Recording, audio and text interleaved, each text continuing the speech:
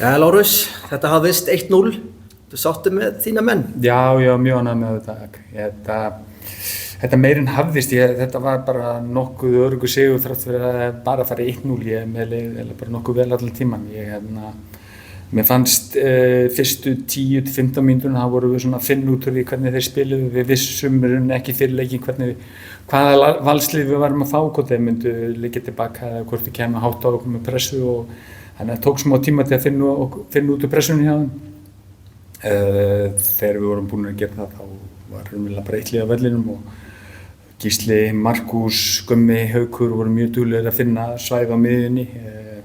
Viktor var að vinna mjög vel hann fram fyrir okkur í baráttunum við Hólmar sem ekki auðvelt og þannig að mér finnst þetta þráttur bara 1-0 bara nokkuð öruggur sigur.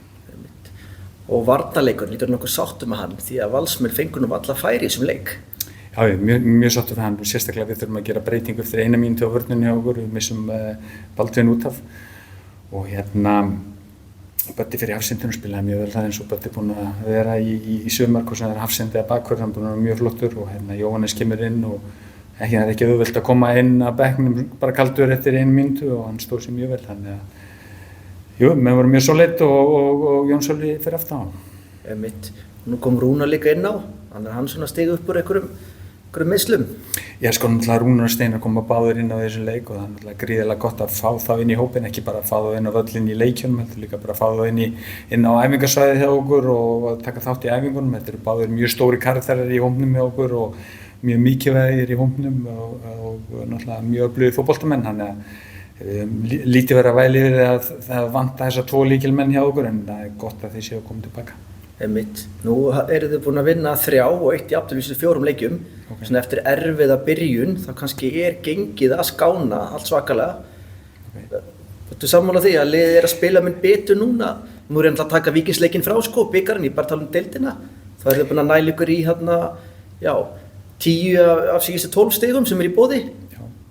Úrslitin hafa verið að koma núna. Það eru leikir innan sem við vorum að spila mjög vel eins og Blikar úti, Káa heima sem við fengum bara eitt út af þeim 2 leikjum til dæmis sem við vorum að spila mjög vel þannig að það er mjög sætt að stigin sé farin að koma. Við erum í mjög mikilvægum part af tímabilinu núna. Við vorum að spila við Val sem var fyrir ofan okkur og næst fyrir við Káar sem öðru seti, svo fyrir við Fram sem í 3. seti eða ekki rétt hjá mér og svo Blika. Þannig að það er mjög mikilvægur hluti tímabilisins gangi hjá okkur núna sem kannski á eftir að segja svolítið til í hvaða baráttu við verðum í sumar.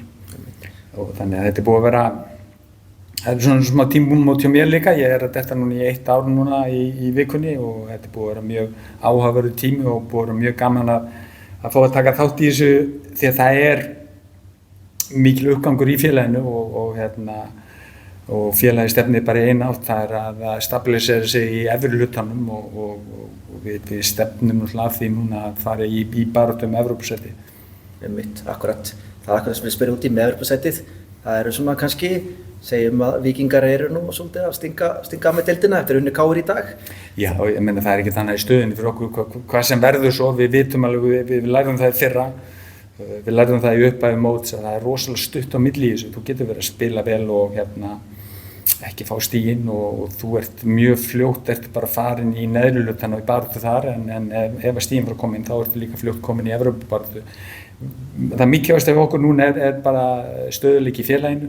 Síðan ég kom hérna þá eru núna komin 25 leikir. Við erum komin með 1,6 stig að meðaltali á leik og við viljum halda þeim stöðuleik áfram. Þannig stöðuleiki skilar okkur í 40-45 stig í heilu móti.